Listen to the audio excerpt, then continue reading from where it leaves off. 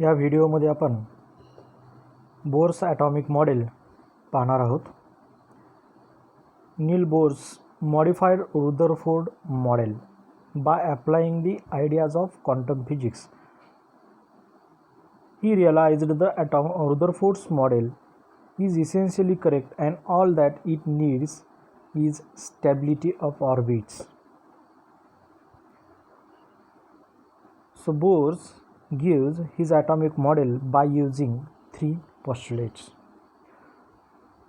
First postulate is the electron revolve around the nucleus in circular orbit. As electron revolve around the nucleus in circular orbit, so therefore centripetal force acts on the electron by the nucleus because electron has a circular motion.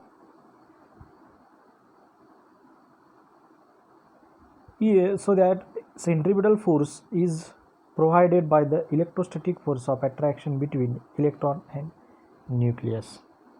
So we know that the centripetal force, it means that centripetal force is equal to electrostatic force of attraction. We know that the centripetal force is mv square upon r and electrostatic force is nothing but e square upon 4 pi epsilon 0 r square. हे दोन फॉर्म्युले जे ते compare करायचे. यामध्ये m is the mass of electron, r radius of orbit, e magnitude of charge on electron and nucleus and v is the linear velocity of the electron. हा पहिला postulate आहे. दुसरा पोस्टुलेट कशाच्या संदर्भात सांगतो? As electron revolve around the nucleus, so therefore it has angular momentum. So second postulate is related to angular momentum of the electron. काय सांगतो? The radius of orbit of electron can only take certain fixed values such that the angular momentum of electron in these orbits is an integral multiple of h upon 2 pi, where h is the Planck's constant. So this is nothing but angular momentum is equal to H upon 2 pi. या ठिकाणी फॉर्म्युल्यामध्ये घेतलेला आहे बघा, according to second postulate या ठिकाणी दिसत आहे. According to second postulate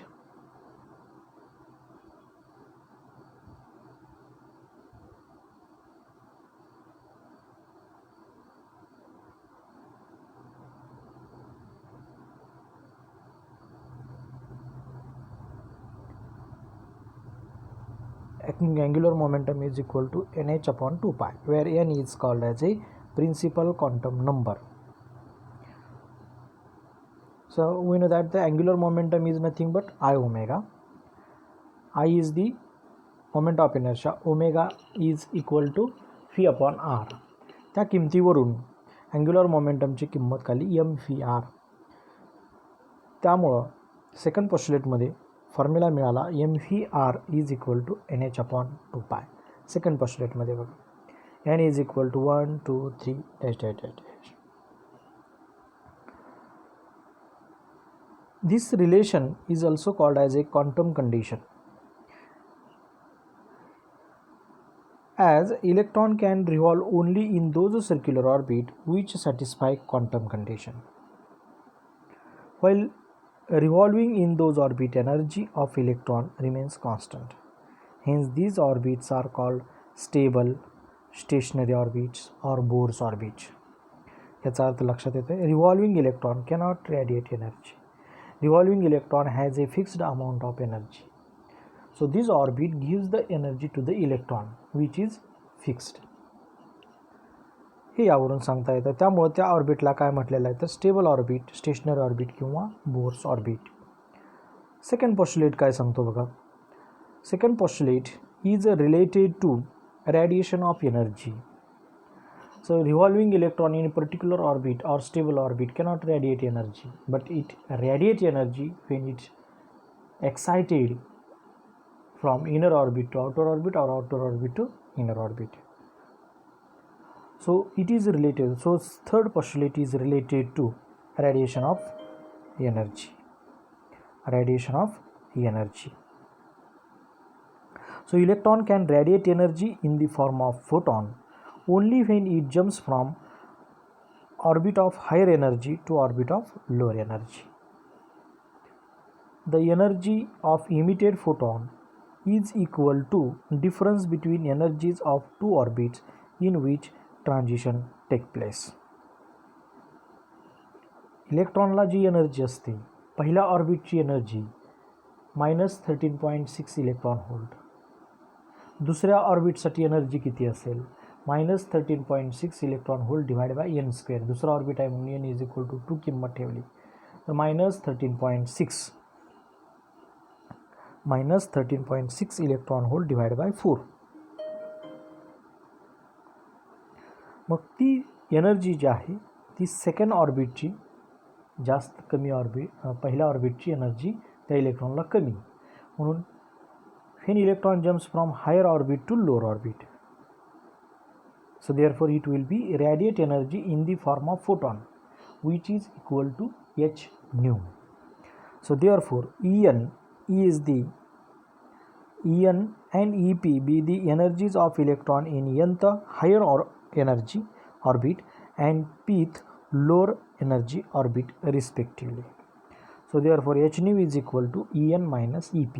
n म्हणजे पहिलं, Ep म्हणजे पहिली ऑर्बिट आणि En म्हणजे दुसरी ऑर्बिट असं कन्सिडर केलं आहे. तर ते जो फॉर्म्युला आला आहे तो h nu is equal to En minus Ep, where h is Planck's constant, nu is the frequency of radiation. हे अशा पद्धतीनं 3 postulates, Bohr first postulate, Bohr second postulate and Bohr's third postulate. So Bohr's first postulate is related to centripetal force and electrostatic force.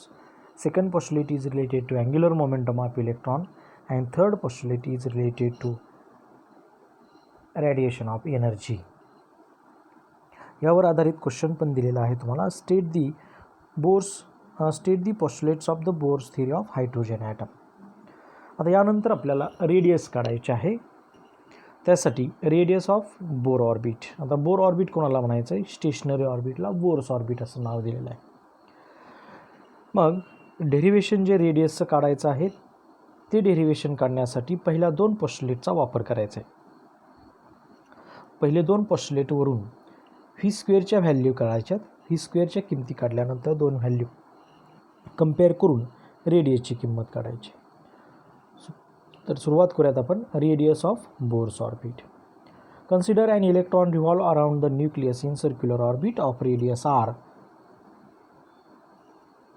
As m is the mass of electron, v is the linear velocity, r is the radius of Bohr's orbit, e is the charge on electron. So therefore according to Bohr's first postulate, centripetal force is equal to electrostatic force of attraction between nucleus and electron.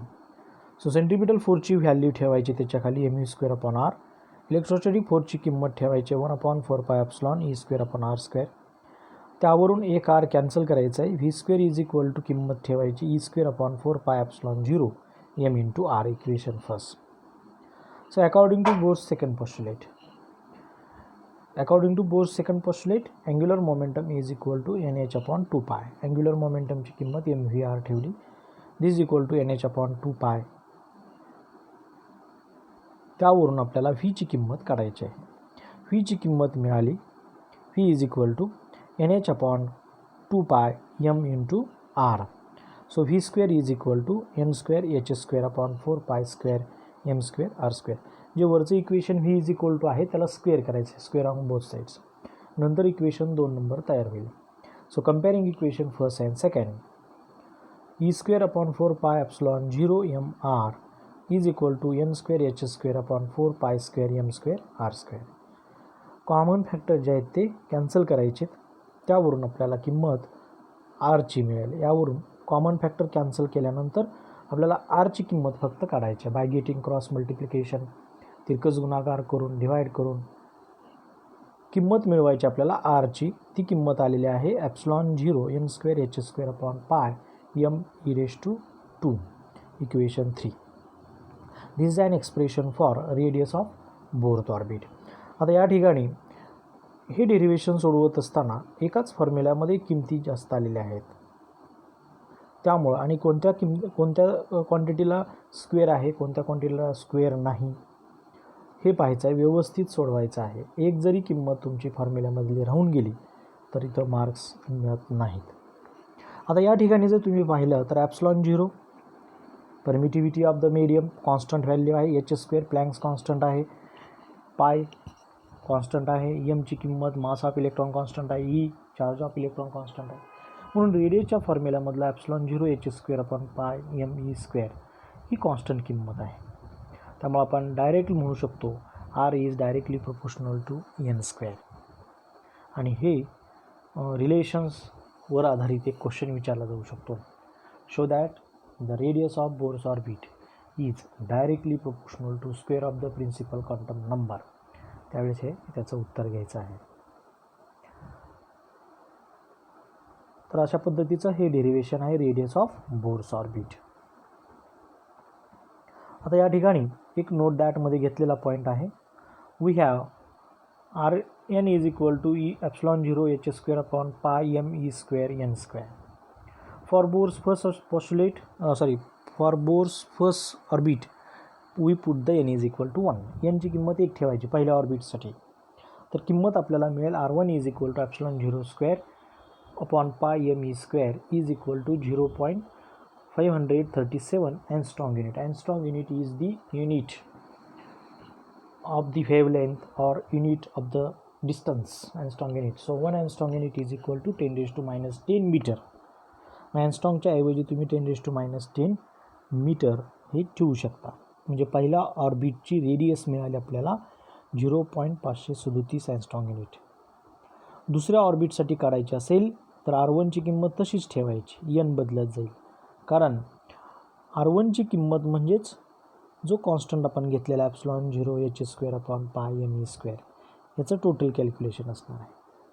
दुसऱ्या ऑर्बिटसाठी घ्यायचं असेल तर n² किंमत ठेवायची, म्हणजे R1 × n². दुसरा orbit आहे म्हणून n इज इक्वल टू 2, त्याचा वर्ग केला तर 4 येणार. 4 × 0.537 अशी R2ची किंमत येईल. R3ची किंमत काढायची असेल तर R3 is equal to R1 × n². n is equal to 3, so R3 is equal to 0.537 × 9. तिसऱ्या ऑर्बिटची रेडियस मिळेल. अशा पद्धतीने तुम्ही पुढच्या व्हॅल्यू काढू शकता. यावर आधारित एक्झाम्पल्सचे क्वेश्चन्स विचारले जाऊ शकतात. R is directly proportional to n². यानंतर एक साधा सिंपल क्वेश्चन विचारला जाऊ शकतो. Show that the velocity of electron in nth Bohr orbit is inversely proportional to principal quantum number. ते आपल्याला प्रूव्ह करायचं आहे. या ठिकाणी बोर्स सेकंड पोस्टुलेट डायरेक्ट वापरायचं आहे, कारण त्याच्यामध्येच व्हेलॉसिटी आहे आणि nचं रिलेशन आहे. ठीक आहे, कारण आपल्याला रिलेशन काय विचारलेलं आहे, velocity of electron in nth Bohr's orbit. म्हणून according to Bohr's second postulate mvr is equal to nh/2π, v is equal to nh/2π into mr. रेडियसची किंमत ठेवायची. आता रेडियसची किंमत डायरेक्ट तुम्ही ठेवायची, म्हणून रेडियसचा फॉर्म्युला माहिती असणं आवश्यक आहे. ती किंमत 1 नंबर इक्वेशनमध्ये ठेवल्यानंतर फीची किंमत आपल्याला मिळाली. किमती आरच्या ठेवल्यानंतर कॉमन टर्म कॅन्सल करा, काय ॲड होत असतील तर पॉवर्स ॲड करा. तर फीची किंमत आपल्याला मिळेल e²/2 epsilon 0 n × h. Equation number 3. आता या ठिकाणी पण कॉन्स्टंट टर्म आहे E charge on electron, epsilon 0 permittivity of the free space, h Planck's constant. ह्या बाजूला घेतल्यानंतर रिलेशन आपल्याला मिळेल phi is inversely proportional to n. आणि हेच आपल्याला प्रूव्ह करायचं आहे. आता यानंतर या व्हिडिओमध्ये आपण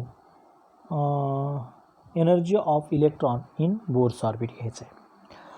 तुम्हाला बोर्स पोस्टुलेट सांगत असताना 3 पोस्टुलेट सांगितले. त्यातला शेवटचा जो पोस्टुलेट आहे तो कशाशी रिलेटेड सांगितला होता, तर रेडिएशन ऑफ एनर्जी. आणि इथं तेच आपल्याला बघायचं आहे, energy of electron in Bohr's orbit. म्हणजे हे तुमच्या लक्षात आलं असेल की हे तिसऱ्या पोस्टुलेटवर आधारित असेल. बरोबर आहे. तर या ठिकाणी आपण स्टार्ट करूयात. As electron revolves in circular orbit around the nucleus in the electric field produced by positive nucleus. So therefore it has kinetic energy as well as potential energy. Therefore we know that the total energy is nothing but sum of the kinetic energy and potential energy. So first we calculate the value of potential energy. ते एक formula लक्षात ठेवायचं आहे तुम्ही, जो 11वीमध्ये वगैरे झालेला असेल. Potential energy is equal to electric potential into charge on electron. आणि इलेक्ट्रिक पोटेन्शियलची किंमत ही डायरेक्ट घ्यायची आहे 1/4πε0 E/r. आणि चार्ज ऑन इलेक्ट्रॉन काय तर -E, इलेक्ट्रॉनवरचा चार्ज -E किंमत ठेवा. त्यामुळं पोटेन्शियल एनर्जी ही निगेटिव्हमध्ये येते. म्हणून पोटेन्शियल एनर्जीचा फॉर्म्युला आला इक्वेशन 1 मध्ये लिहिलेली किंमत आहे ती -E²/4πε0 into r. By Bohr's first postulate. Potential energy काढल्यानंतर आपल्याला काढायची कायनेटिक एनर्जी, कारण टोटल एनर्जी काढण्यासाठी कायनेटिक एनर्जी आणि पोटेन्शियल एनर्जी या दोन्ही किमती असणं आवश्यक आहे. So potential energy is equal to -E²/4πε0 r. So according to Bohr's first postulate mE²/r is equal to 1/4πε0 E²/r². Common term cancel केल्या तर डाव्या बाजूला mE² राहील, उजव्या बाजूला E²/4πε0 r राहील. दोन्ही बाजूला 1/2 मल्टिप्लाय करायचं. डाव्या बाजूला 1/2 mE² येईल, उजव्या बाजूला मल्टिप्लाय 1/2 फॅक्टर न केल्यामुळं उजव्या बाजूच्या छेदस्थानी 8 किंमत येईल 4च्या ऐवजी. 1/2 mE² ही कायनेटिक एनर्जी आहे, म्हणून kinetic energy is equal to E²/8πε0 r. Equation 2 मिळालं. टोटल एनर्जी काढण्यासाठी कायनेटिक एनर्जी आणि पोटेन्शियल एनर्जी बेरीज केली, म्हणून total energy of electron is given by E is equal to potential energy plus kinetic energy. Potential energy किंमत -E²/4πε0 r plus E²/8πε0 r. यामध्ये common काय काढता येईल तुम्हाला, तर E²/4πε0 r हे कॉमन काढलेलं आहे. ही फॅक्टर कॉमन काढल्यानंतर कंसात काय येईल, -1 प्लस 1/2. समजते 1/2 का आलं तर, जर कंसाच्या बाहेरच्या किमतीनं जर कंसातल्या किमतीला गुणलं तर वरची किंमत यायला पाहिजे. त्या पद्धतीनं कंसात येईल -1 प्लस 1/2. -1 प्लस 1/2 हे वेगळं सोडून घ्यायचं आहे. छेद सारखा केला तर 2 हा छेद येईल, अंशस्थानी -2 अधिक 1 -1 1/2. म्हणून टोटल एनर्जी आली E is equal to -E²/8πε0 r. ही टोटल एनर्जी आली. परंतु रेडियस ऑफ बोर्स ऑर्बिटचा फॉर्म्युला आपण काढलेला आहे, म्हणून इथं डायरेक्ट किंमत ठेवायची आहे रेडियस ऑफ बोर्स ऑर्बिटची, आरची किंमत ठेवायची ईच्या फॉर्म्युल्यामध्ये, म्हणजे 3 नंबर इक्वेशनमध्ये. 3 नंबर इक्वेशनमध्ये ठेवल्यानंतर कॉमन टर्म काय असतील त्या कॅन्सल करायच्या, पॉवर काय ॲड करायचे असतील तर ॲड करून सोडवून ईची किंमत मिळाली आपल्याला -me⁴ divide by 8ε0 n² h². So this is an expression for total energy of electron revolving around the nucleus. यामध्ये energy of nth Bohr's orbit ही किंमत काढलेली. यामध्ये कॉमन टर्म जे आहेत, कॉन्स्टंट टर्म जे आहेत ते बाजूला घेतल्या, फक्त व्हेरिएबल टर्म n आहे, म्हणून 4 नंबर इक्वेशनमध्ये कॉन्स्टंट टर्म कंसामध्ये घेतल्या आणि 1/n² बाजूला घेतला. कंसातल्या टर्म सगळ्या कॉन्स्टंट आहेत, म्हणून इथं सुद्धा रिलेशन मिळेल En is directly proportional to 1/n². It means that energy is inversely proportional to n². Thus, energy of electron in nth Bohr orbit is inversely proportional to square of the principal quantum number. हे आपल्याला prove करता येतं. या पद्धतीनं 2 question यावर आधारित विचारले जाऊ शकतात. पहिला क्वेश्चन आहे derive an expression for total energy of electron in nth Bohr orbit, आणि दुसरा क्वेश्चन आहे show that the energy of nth Bohr orbit is inversely proportional to square of the principal quantum number. Article एकच आहे, question 2 प्रकारे विचारले जाऊ शकतात. आता या किमतीवरून आपल्याला 4 नंबरच्या इक्वेशनवरून आपल्याला पहिल्या ऑर्बिटची एनर्जी काढता येईल, दुसऱ्या ऑर्बिटची एनर्जी काढता येईल, तिसऱ्या ऑर्बिटची एनर्जी काढता येईल. ती या ठिकाणी नोट दॅटमध्ये घेतलेली आहे. मग पहिल्या ऑर्बिटची एनर्जी काढण्यासाठी n इज इक्वल टू 1 किंमत ठेवायची. तर E1ची किंमत काय येईल m e⁴ divide by 8ε0² h². या कॉमन टर्म लॉग टेबलमध्ये सुद्धा दिलेल्या आहेत कॉन्स्टंट टर्म. त्याचं कॅल्क्युलेशन केलं असता पहिल्या ऑर्बिटची एनर्जी ती -13.6 इलेक्ट्रॉन व्होल्ट. दुसऱ्या ऑर्बिटची एनर्जी येईल En इज इक्वल टू 2 किंमत ठेवली, कारण पहिला फॅक्टर जो आहे तो me⁴ डिवाइड बाय 8ε0² h². ही कॉन्स्टंट टर्म आहे. आणि यांची किंमत ठेवल्यामुळे E1साठी ती किंमत -13.6 आलेली आहे. दुसऱ्यासाठी काढायची असेल तर डिवाइड बाय n² करायचं. मग दुसऱ्या ऑर्बिटसाठी काढायचे असेल तर n इज इक्वल टू 2 किंमत ठेवली, n² असल्यामुळं 4 डिवाइड करायचं. इथे दिलेलं आहे बघा, for n is equal to 2 E2 is equal to -13.6 divide by 4 का केलं तर इथं डिवाइड बाय n² असल्यामुळं तर ती येते किंमत -3.4 इलेक्ट्रॉन व्होल्ट. तिसऱ्यासाठी काढायचे असेल तर n इज इक्वल टू 3 ठेवायचे. E3 is equal to -13.6 divide by n², n is equal to 3 9 डिवाइड करायचं. ती किंमत येईल -1.5 इलेक्ट्रॉन व्होल्ट. त्याच पद्धतीनं चौथ्याची काढू शकतात, त्याच पद्धतीनं पाचव्याची काढू शकतात. यानंतरचं जे आर्टिकल आहे ते आपण पुढच्या व्हिडिओमध्ये पाहणार आहोत.